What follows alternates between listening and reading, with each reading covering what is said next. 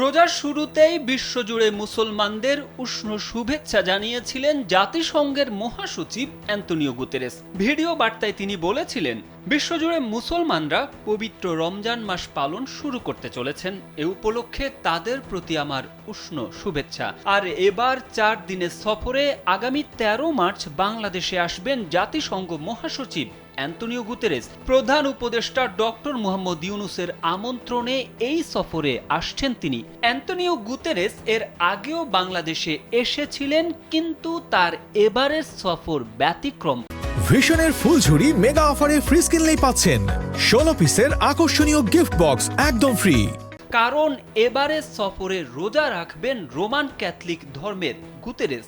অমুসলিম হয়েও কেন রোজা রাখবেন জাতিসংঘ মহাসচিব? জানা গেছে, মহাসচিবের এবারের সফরের শিরোনাম রামাদান সলিডারিটি ভিজিট। সফরকালে মুসলিম সম্প্রদায়ের প্রতি সংহতি জানিয়ে রোজা রাখবেন অ্যান্তোনিও গুতেরেস। পবিত্র রমজান মাসে ঢাকায় আসছেন বলেই তিনি এই সিদ্ধান্ত নিয়েছেন। গেল বছর মিশর ও জর্ডান সফর করেছিলেন জাতিসংঘের মহাসচিব। সে সময় মুসলিমদের প্রতি শ্রদ্ধা জানিয়ে রোজা রেখেছিলেন তিনি।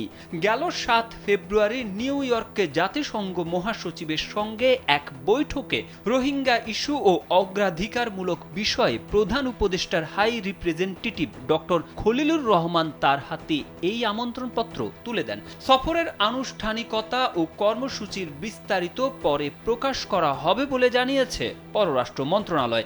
এটি হবে গুতেরেসের বাংলাদেশে দ্বিতীয় সফর। এর আগে 2023 সালে রোহিঙ্গা সংকট ও জলবায়ু ইস্যুতে আলোচনা করতে ঢাকা এসেছিলেন তিনি।